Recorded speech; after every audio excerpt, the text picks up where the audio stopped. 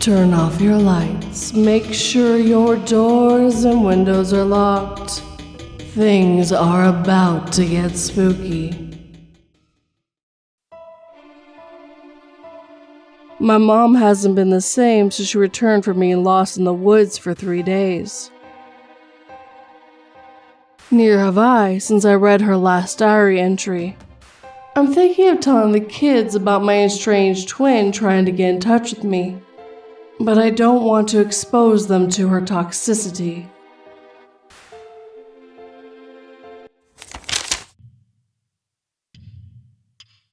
Can you hear that? By As the Raven Dreams. Can you hear that?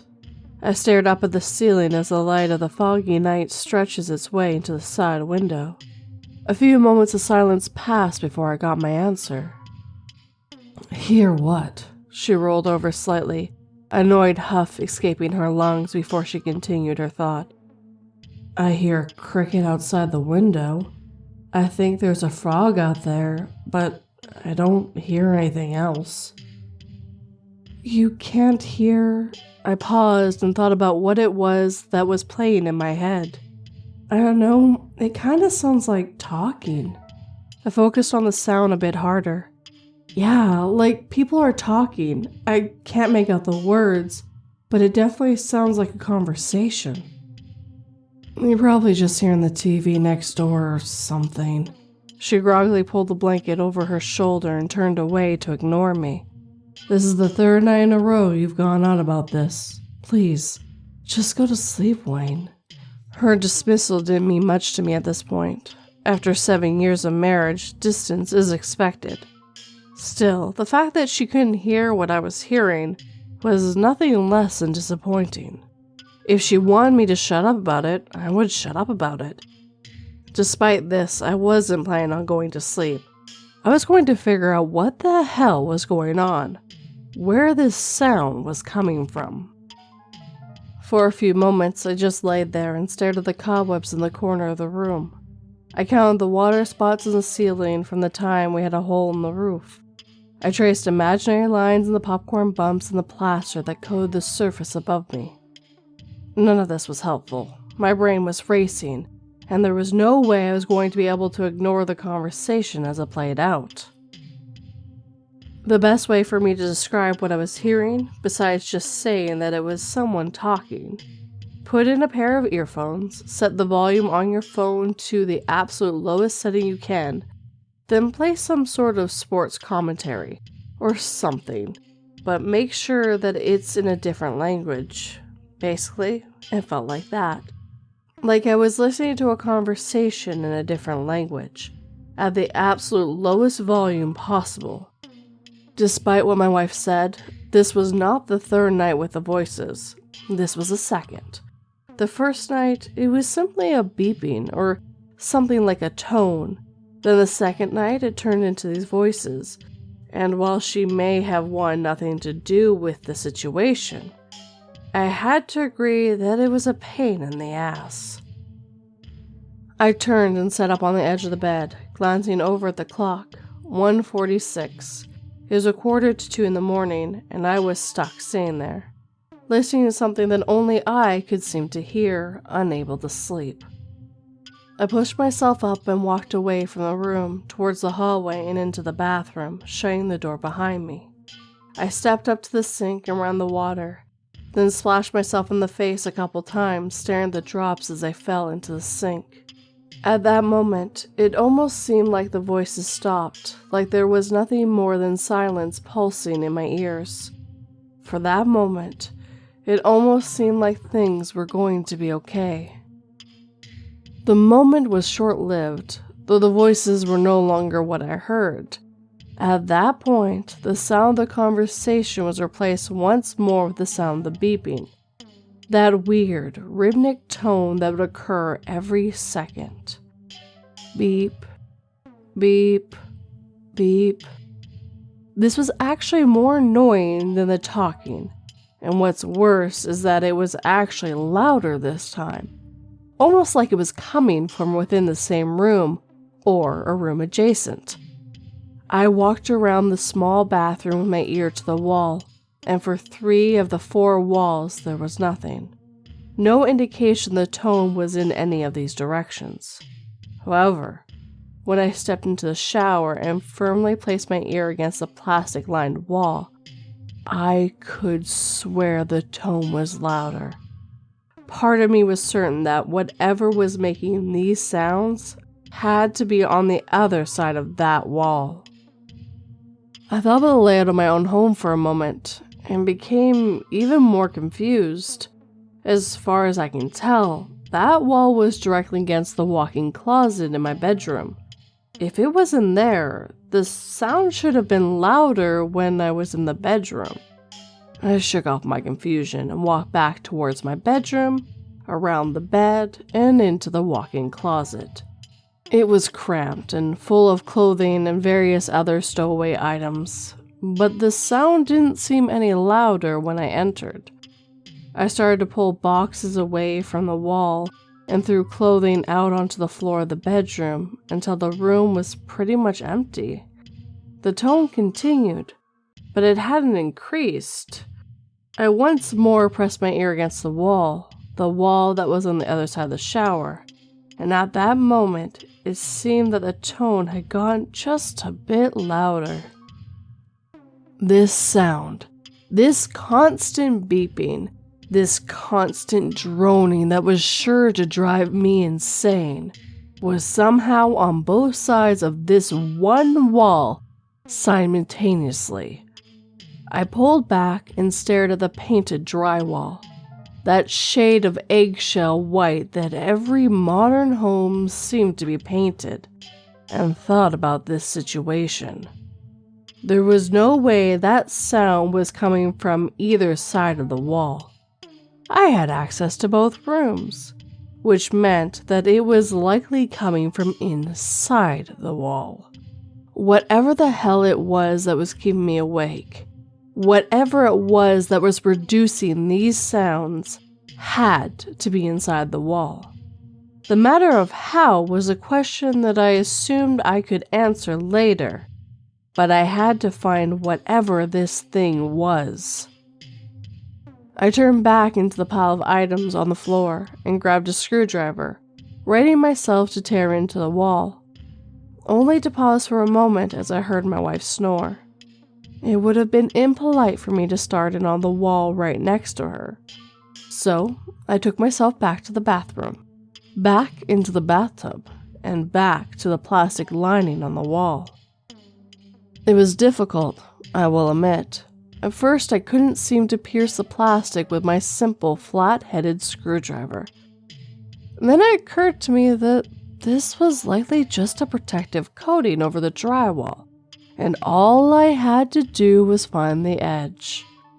I scraped along the corner until I was able to pry a small piece between the 2 layers, and I pulled it away. The vinyl cover ripped away from the bare drywall, pulling chunks of paper cover with it. After a few moments and a few cuts on my hands, I was able to completely remove it. I then started into the sheetrock, prying away chunks of gypsum and successfully destroying the wall of my bathroom. From an outside perspective, I probably looked crazy, but I knew I was making progress. The tone sounded just slightly louder. I stabbed the wall over and over, breaking it more and more until there was a sizable hole, leaving only exposed insulation and the piece of drywall from the closet. The wall between the 2 rooms was rather thin, but I was certain the sound was coming from there. I paused, listened closely, and waited for the next hint of where it was coming from. I could hear it, the tone, and it was certainly coming from inside the wall. I glanced around at what was exposed until my eye landed on an electric wire that seemed to go further into the wall. Why on earth would there be wiring in the wall behind the shower? It had to be the power line to whatever device was in there. I took my screwdriver and kept prying away at small pieces of drywall, tracing the wire all the way around the corner into the door frame, where it went up and over and into the hallway. I tirelessly tore holes into the walls, tracking this cable that I knew had to go where I needed it to. A few times I thought I lost track of the line, but I just made a bigger hole in the wall to make sure I knew exactly where it was going. It ran through insulation. I ripped it out. It ran through the studs. I used a screwdriver to crack them enough to pull the line. It ran behind the tile of the kitchen, and you can be damn sure that little ceramic wasn't going to stop me. I admit that I was left with a bit of a mess when I was done, and what's worse is my adventure led me nowhere. The wire I was tracking led to the garage, which then ended up in the circuit box, and out into the garage the sound seemed the quietest. In my moment of disappointment, I had a brilliant idea. If this device, this annoyance, was running on our electricity, then I could just flip the breaker and it would go away. I reached up to the main breaker and shoved it to the off position. As soon as I heard the click, the sound stopped. There was no more tone, no beeping, no voices. There was nothing. I could feel myself grinning at the electric box as the pride of solving this problem washed over me. I felt it was time to go to bed and get some sleep. I earned it. I walked back into the house from the garage and glanced around the room, only to be met with my wife staring at me from the hallway. She stared with her mouth wide open, her eyes shifting to the various holes in the wall, the damaged tiles, the detritus that was scattered around our home. I held my smile. Yeah, there was a bit of mess, but I could deal with it in the morning. "What the hell did you do, Wayne?" she screeched at me. I stepped into the living room and reached out to her, embracing her in a tight hug. She didn't reciprocate. "I solved the problem. The sound is..."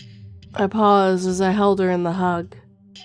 From the silence of the room rose a familiar sound, that horrifying sound of a conversation in a different language, muffled and unintelligible. "Wait, can you hear that?" "You destroyed our house." I disregarded her claim and shushed her, pulling away to listen to the room. As I did, it seemed to grow more faint. For a moment, I struggled to hear it, but it quickly clicked. I leaned back in towards my wife's face, and the sound of the speaking grew slightly. I pulled away again, and the volume decreased. I knew what this meant. I knew what I had to do. "I think I get why you can't hear it, honey." I smiled to her slightly as my fingers tightly gripped the flathead screwdriver. "But we're going to fix it. Don't worry."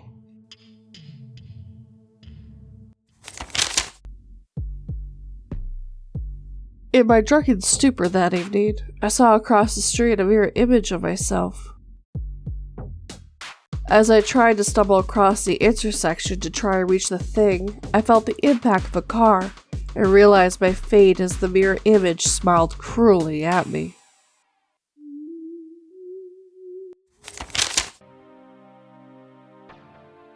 When I woke up, I didn't have a mouth. By HollyFernwright. When I woke up, I didn't have a mouth. I ran to my mom's room and she started screaming. I wanted to scream too, but I couldn't. At the hospital, the doctors were very confused. They took all kinds of x-rays and scans. My mom wanted them to cut me a new mouth, but they said it wasn't that simple. They kept me there for a few days, but aside from not having a mouth, I was fine. I didn't have to eat anymore. Somehow, I just never got hungry. The doctors did everything they could to figure out what happened to my mouth, but after a few days, it seemed like they were more scared of why I wasn't hungry. After those few days in the hospital, they sent me home. Mom said the insurance wouldn't pay for it anymore. I was still confused, but thought the best thing to do was just to move on. Mom even seemed to feel a little better. On the car ride home, she made a joke about having one less mouth to feed. I wanted to laugh at that. Going back to school was tough. Even my friends shied away from me. So I wore a mask to cover where my mouth used to be. Even then, I could hear people talking about me behind my back. I carried around a little whiteboard to write things on, but it wasn't as fast as talking. I tried to focus on my classes, but everything was just harder. Obviously, I had to drop my public speaking class. I stopped eating lunch with my friends and would go to the library to read. It was just too awkward to sit around with everyone else eating. Even when people did talk to me, it seemed like when they weren't talking about my mouth, they were thinking about it. It was the same thing at home. My mom and I used to eat dinner together every night. But now I just sat and watched TV while she ate. A few times at first, she'd forget and cook me something too. She just apologized and put it in the fridge. I didn't even used to like her cooking. But those days, I would have done anything just for one bite. I tried to spend time with her anyway, but eventually I decided to spend more time out of the house. Being around anyone just felt weird. At least if I wasn't there, they wouldn't have to think about my weird non-mouth situation. I ended up going on long walks through the woods. I'd leave a note saying I was sleeping over at a friend's house and then just start walking out past where the streets ended, into the trees. Sometimes on weekends, I'd even keep walking into the night and the next morning before I got home. I didn't seem to run out of energy or get tired, probably a side effect of not having to eat. I still slept, at least back then. When I was able to get away from other people and just walk into the stillness of nature was really when I was the happiest. At least there, my silence wasn't strange. I come across deer and have conversations and subtle gestures and twigs snapping underfoot. Even after the sun went down, I didn't stop walking. I carried a flashlight with me at first, but after a few weeks, I didn't need it. One weekend, I decided to walk to the next town over just to see if I could. I spent all night walking through the dark forest, avoiding the trails and roads. As the sun was coming up, I made it to the edge of town and walked down the empty roads as the town started to wake up. I wonder what I could do now that I was here. The few times I had been in this town had been with my mom, when we had stopped at the local coffee shop. I made it all the way to the door before I thought about what I was doing. I had no way of reliving those memories. Not even a way of relating it to another person about it. I just stood there, looking in through the glass for a few moments and left. I didn't go back home after that. I just walked off into the forest again, away from the lights and the noise of the city, into the accepting stillness of the woods. Free from fatigue and direction, I walked between the trees like a shadow. My body changed further as it approved of my decision to flee.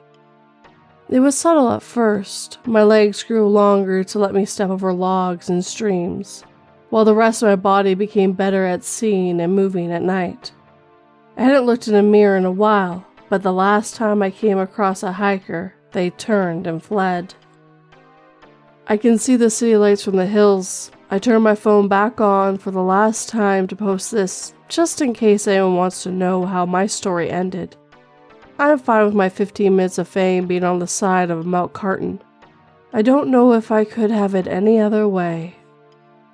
It's quiet where I am now. I go down to the edge sometimes, the place where the woods and the town tentatively touch. I can't go back over that border. It's not a word I know anymore, but here in the safe, still solitude of the trees, I can embrace what was always within me. Maybe that's worth not going back.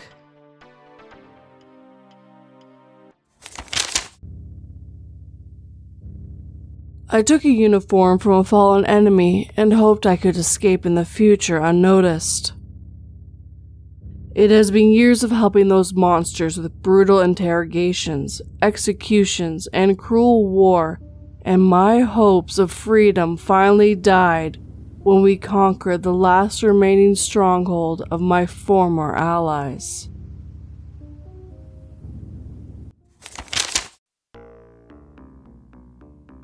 I used to live by a cemetery, by Aelily. I used to live by a cemetery. I could see it from my bedroom window. Some nights I would look out at it in boredom, willing in my mind for something to happen, something otherworldly to appear. Nothing ever happened, of course. It remained dark and empty. No zombies or ghosts ever appeared. But it was a game I played with myself. Stupid, but fun. That night was different, though. That was the night everything changed. As the years went by and I grew older, my fascination with the cemetery waned as childhood curiosities do. For whatever reason, though, as I was getting ready for bed, something drew me to the window. When I looked at the cemetery, I saw that there was a light emitting from the ground at the center of the headstones. I tried to figure out where it was coming from. A car? A flashlight? Maybe somebody lit a candle? I dismissed every explanation and decided to go and find out what the light was. In all the years I lived there, I had never seen anyone on its grounds. The headstones were so old that they jutted from the earth crooked and yellow. They looked like they would crumble if you touched them. The moon was huge, there were no stars, and the air was crisp and sweet. It was unpleasantly cloying, like fruit gone bad. It had rained earlier in that day, and mud squished beneath my feet. My heart thumped in my chest painfully, and anticipation rushed through my veins. There was something serene about being in a cemetery night. I had been here dozens of times and never found it scary. This night felt different, though. It felt different. It was as though this was the moment in my life that I had been waiting for. The light was brighter, and there were more of them. They weren't coming from the ground as I thought, but rather from each headstone. The epitaphs glowed as white as angel wings. I read the one nearest to me, and it said, Baby 0000-0000. Underneath it, in red paint, was a crude drawing of a stork with a distended stomach. I frowned. I had never seen this one before, and it's not as though you would forget a thing like that. I checked the one closest to it, and it was the same date. It said, Child 1111-1111. Underneath it was another drawing. This time it was a smiley face, but where the eyes should have been, there were only X's. My heart was beating even faster, and my mouth had gone bone dry. I watched as the words on the stone grew darker until they bled a crimson red. I made to run, and that's when I saw her. It was a human hunched over her grave, her eyes fixed on me hungrily, and she smiled at me. I saw how unnaturally wide her mouth was. The woman straightened, and I heard bones snap. She leered at me, and I screamed as she began to limp towards me on broken feet. Her gait was slow, but purposeful. She was very tall and very thin. Her skin was the color of fresh paper, and her hair was wild and white like snow. Her fingers were hooked into claws. They looked like talons of a bird. I was frozen in place. I forgot how to breathe, and as she came closer and closer to me, I saw just how wide her mouth was. And God, she had so many teeth. I don't know how she could see me because she had no eyes. There were only empty black sockets, half full with dirt. My paralysis broke and I turned and ran. I ran out of the cemetery and into my house. I didn't stop running until I reached my bedroom. My blinds were still open, but there was no way I could close them tonight. I could feel her underneath my window staring up at me with those horribly empty eyes. I don't remember falling to sleep, but the sun woke me. It was so bright outside that I felt like crying in relief, and I rushed to close the blinds. I can't lie, I did look and saw nothing. The cemetery was as it always looked, peaceful, empty. From then on, I never looked out my window at night. I kept my windows closed and bought blackout curtains, so nothing could look at me either. I moved out a few days ago. I had graduated and was excited to go away for college. It had been a year since my excursion into the cemetery, and my senior year was so busy that I forgot about it. It was so surreal, so otherworldly terrifying, that I convinced myself that it was a bad dream, even though, deep down, I knew it wasn't.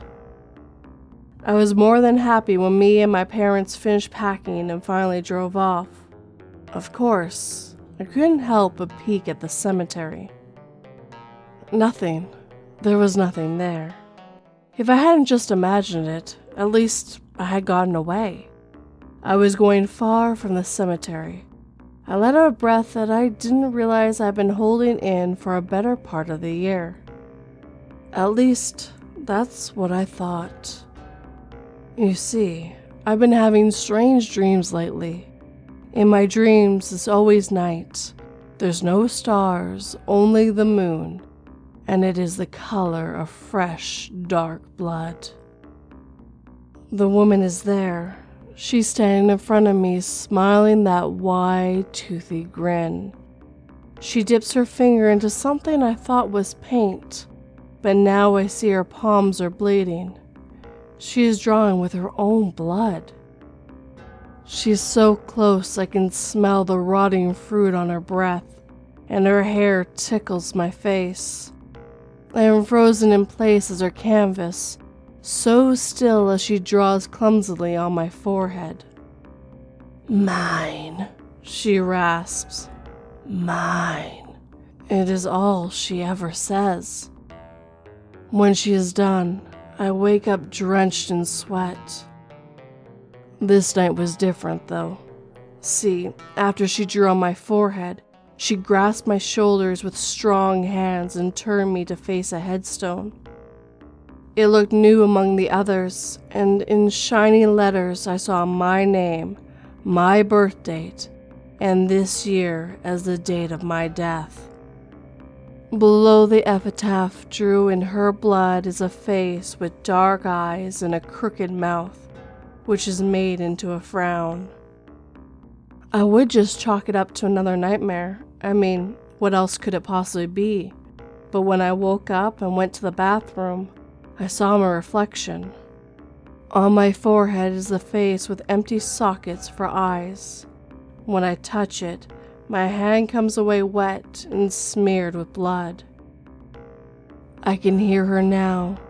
Beneath my window, she calls for me. "Mine," she says. "Mine."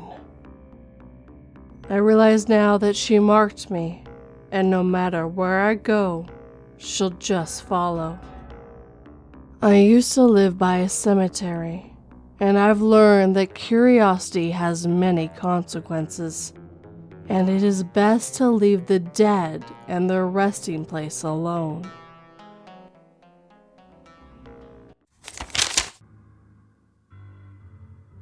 I'm sorry, but we can't let you on board without a reservation. It's against our company policy. I stood there speechless as the nearly empty lifeboat floated away, leaving the rest of us here to sink into the endless abyss.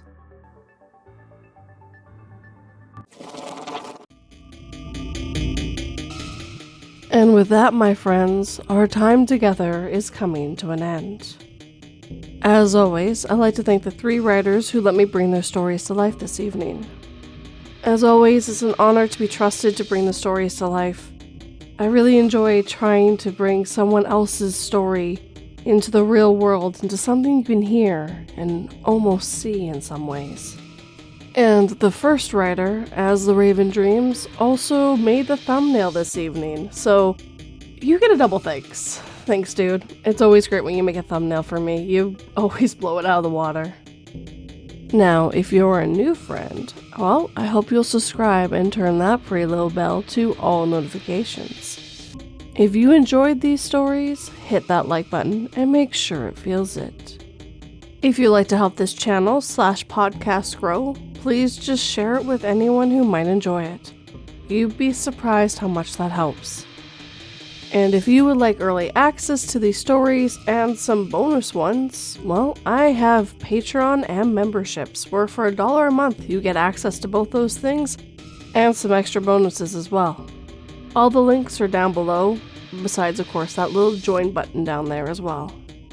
And a quick note to the podcast people, there'll be no coffee stream this Friday coming up, but you'll have a story on the next Sunday as well. Now, last but never least, I would love a comment, but I'll get you that Sunday word first. On screen right now is everyone who left me a note. Well, a comment, because note was last week's word. Thank you guys as always. I really enjoy comments. Now, on to this Sunday's word, which is defiant. So, as always, write me a sentence down below and join me in next week's video / photo. And if you're on the podcast, go to Twitter, adding242reads, write me a sentence as well, and same thing will happen, you'll be in next week's video / photo. But as always guys, thank you for watching and listening. It really means the world to me. Sleep tight and don't let 42 bite.